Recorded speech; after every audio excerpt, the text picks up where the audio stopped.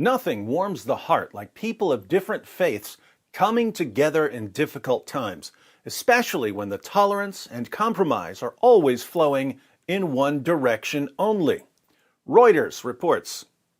A Berlin church is hosting Muslims who are unable to fit into their mosque for Friday prayers because of social distancing guidelines. Let me say here at the beginning that I'm all for Christians helping Muslims. If a Muslim needs food, I'm all for Christians giving him some food. If a Muslim needs a place to stay, I'm all for Christians helping him find a place to stay. But for some reason, these stories about churches hosting Islamic prayer and worship always end with Christians somehow participating in the Islamic prayer and worship. The Dar Assalam Mosque in the Neukölln district normally welcomes hundreds of Muslims to its Friday services. But it can currently only accommodate 50 people at a time under Germany's coronavirus restrictions. During the holy fasting, I think that's a typo, should be feasting, month of Ramadan, the nearby Martha Lutheran Church stepped in to help, hosting Muslim prayers in Arabic and German.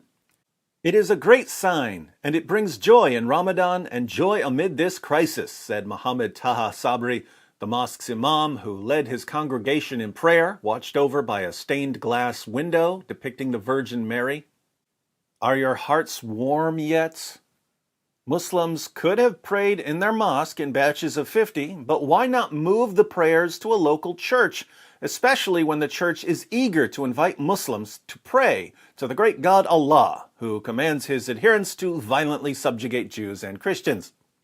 This pandemic has made us a community. Crises bring people get together.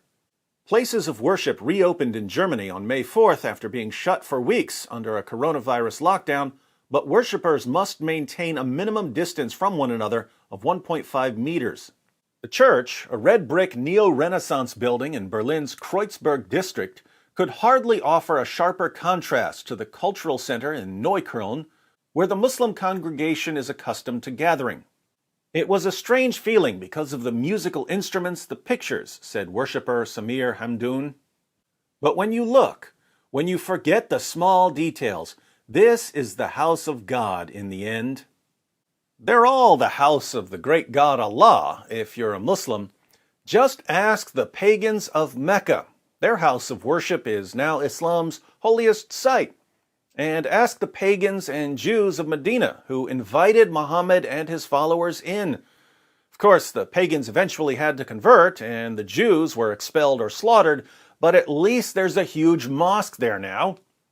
And don't get me started on the Temple Mount in Jerusalem, or the Hagia Sophia, at one time the world's largest church, or all the Zoroastrian and Hindu temples that were converted into mosques. Just open your houses of worship and trust in the good intentions of the adherents of a book that calls Jews, Christians, and polytheists the worst of creatures, and which says that all religion will soon be solely for Allah. The Islamic Council, an umbrella group of 400 mosques, said in April that many face bankruptcy because the closures stretched into the holy feasting month of Ramadan, usually a vital period for donations. The church's pastor, Monica Matthias, said she had felt moved by the Muslim call to prayer. I took part in the prayer, she said. Here we go. I gave a speech in German, and during prayer, I could only say, yes, yes, yes, because we have the same concerns and we want to learn from you. And it is beautiful to feel that way about each other. I'm sure the feeling is mutual. Do you know what Muslims say during their prayers? Not that it matters much to the German pastor who kept saying, yes, yes, yes. Now, the Apostle Paul in 1 Corinthians 14:16 said, how can an outsider say amen to your thanksgiving if he doesn't know what you're saying? But by all means, say amen to Islamic prayers without having any clue what's being said. What could go wrong? Muslims recite Surat al-Fatiha during their prayers. That's Surah 1 of the Quran. It's short, so let's go ahead and read it. In the name of Allah, the most gracious, the most merciful, All the praises and thanks be to Allah, the Lord of the Alameen, mankind, jinn, and all that exists, the most gracious, the most merciful, the only owner, and the only ruling judge of the day of recompense, i.e., the day of resurrection. You alone we worship, and you alone we ask for help for each and everything. Guide us to the straight way, the way of those on whom you have bestowed your grace, not the way of those who earned your anger, such as the Jews, nor of those who went astray, such as the Christians.